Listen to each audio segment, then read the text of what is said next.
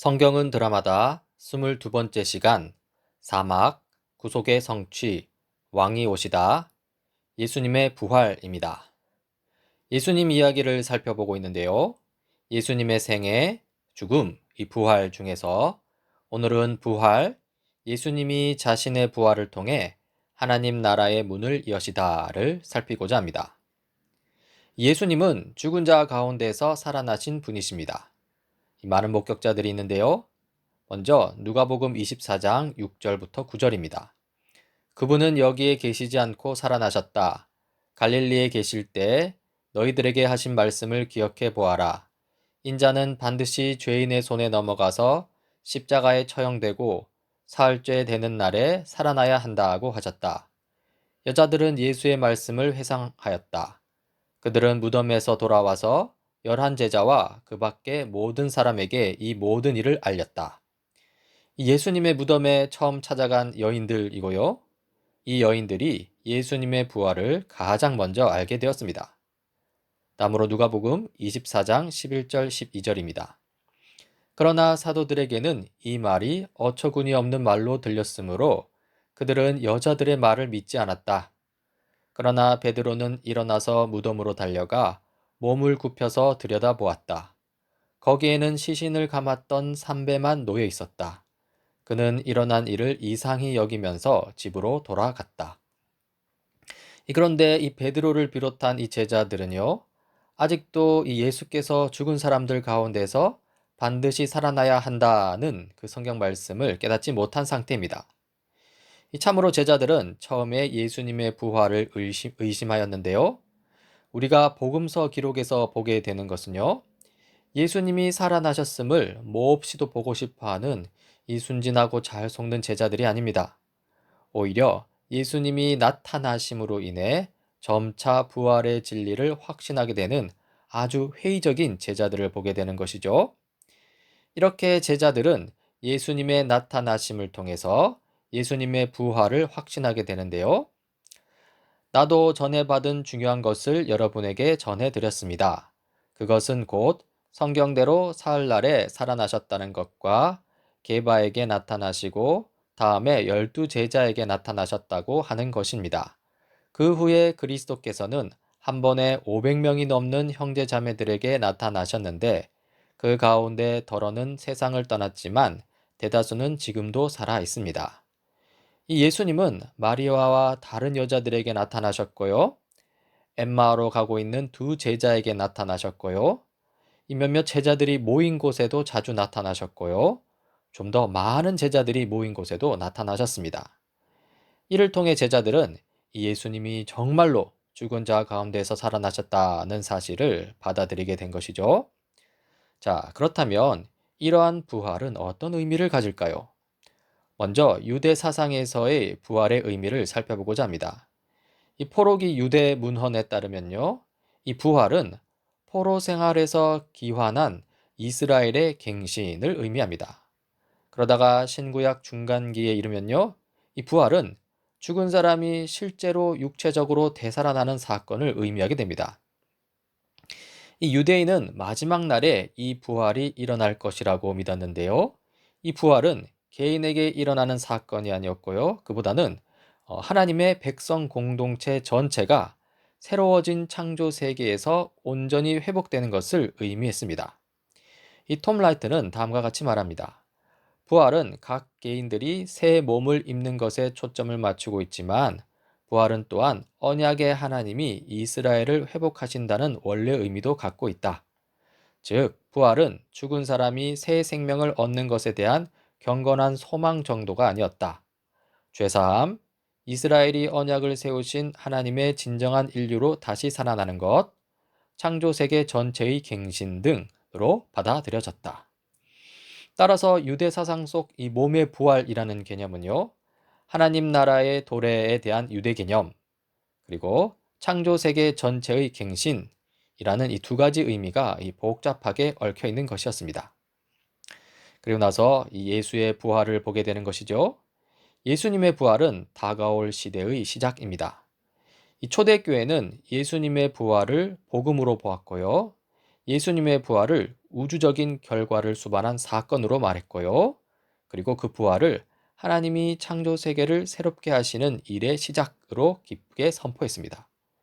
이 부활에 관한 예수님의 말씀인데요. 요한복음 11장입니다. 예수께서 마르다에게 말씀하셨다. 나는 부활이요 생명이니 나를 믿는 사람은 죽어도 살고 살아서 나를 믿는 사람은 영원히 죽지 아니할 것이다. 네가 이것을 믿느냐? 이 성경 구절에서 보다시피 예수님의 부활은 그분 자신이 생명을 회복하는 것 이상의 함의를 가집니다. 예수님의 죽음과 부활은 그분이 우리와 창조 세계 전체를 대신하여 행하신 것인데요. 예수님은 죽으심으로써 죄인들과 세상이 받아야 할 심판을 몸소 담당하셨습니다. 그리고 예수님은 부활하심으로써 인간의 육체적인 몸을 포함하여 창조 세계 전체의 갱신을 시작하셨고요. 그리고 예수님을 믿는 사람은요, 누구든지 예수님의 부활 안에서 살 것이고요. 예수님의 부활에 참여하게 될 것입니다. 이 예수님의 부활과 우리 부활 사이의 관계를 살펴보자면요. 첫째, 그리스도는 죽은 자들 가운데서 먼저 나신 분입니다. 예수님의 형제 자매들, 즉 신자들은 새 생명을 입으신 맏형 예수님을 따라갈 것이고요. 그리고 둘째, 그리스도는 첫 열매입니다. 예수님의 부활은 이 결실을 앞둔 신자들의 온전한 추수를 보증하는 첫 수확물로 묘사됩니다. 그리고 셋째, 그리스도는 구원의 창시자입니다. 예수님은 이 뒤따라오는 신자들을 위해 길을 안내하고 지나온 흔적을 남기면서 이 새로운 영토로 앞서가는 이로 묘사되죠. 자, 정리합시다. 예수님은 우리를 위해 다가올 시대 속으로 앞장서 가셔서 하나님 나라로 가는 우리의 길을 표시해 놓으셨습니다. 이제 우리는 예수님을 따라 하나님 나라로 들어갈 수 있습니다. 처음에는 하나님 나라를 혀끝으로 잠시 맛보며 들어가고요. 마침내 새 땅에 온전히 들어가서는요, 모든 감각으로 그 하나님 나라를 누리게 될 것입니다. 이렇게 부활하신 예수님은 이제 제자들에게 사명을 위임하시는데요. 예수님은 부활하신 후 제자들을 모으시고 제자들에게 자신이 시작하신 일을 수행하도록 맡기십니다. 이 복음서별로 그 사명 위임을 어떻게 설명했는지 살펴보고자 하는데요. 먼저 마태복음입니다. 예수께서 다가와서 그들에게 말씀하셨다. 나는 하늘과 땅의 모든 권세를 받았다. 그러므로 너희는 가서 모든 민족을 제자로 삼아서 아버지와 아들과 성령의 이름으로 세례를 주고 내가 너희에게 명령한 모든 것을 그들에게 가르쳐 지키게 하여라. 보아라, 내가 세상 끝날까지 항상 너희와 함께 있을 것이다. 이 마태는 이 모든이라는 단어를 이 4번 반복하면서요. 예수님 권세의 우주적 범위를 강조합니다. 예수님에게 모든 권세가 주어졌고요. 예수님을 따르는 이들은 모든 민족을 제자로 삼아야 합니다. 이 제자들은 예수님이 분부하신 모든 것에 순종하도록 다른 제자들을 가르쳐야 하고요. 또 예수님은 세상 끝나는 날까지 모든 날에 제자들과 함께 일하실 것입니다. 그렇다면 예수님은 이 우주적인 권세로 제자 공동체 곧 교회를 통해 무엇을 하시려는 것일까요? 이 모든 권세를 가지신 높이 올리우신 주 예수 그리스도는요. 제자 삼는 교회의 잔잔하고 겸손한 사역을 통해서요. 원수들을 사랑하고 정복하실 것입니다. 이전에 원수였던 이들이 이제 제자 공동체로 들어와서는요. 세례를 받고 거기서 예수님의 도를 배우게 될 것입니다. 다음으로 요한복음입니다. 이 말씀을 하시고 나서 두 손과 옆구리를 그들에게 보여주셨다. 제자들은 주님을 보고 기뻐하였다. 예수께서 다시 그들에게 말씀하셨다. 너희에게 평화가 있기를 빈다. 아버지께서 나를 보내신 것 같이 나도 너희를 보낸다. 이렇게 말씀하신 다음에 그들에게 숨을 불어넣으시고 말씀하셨다. 성령을 받아라.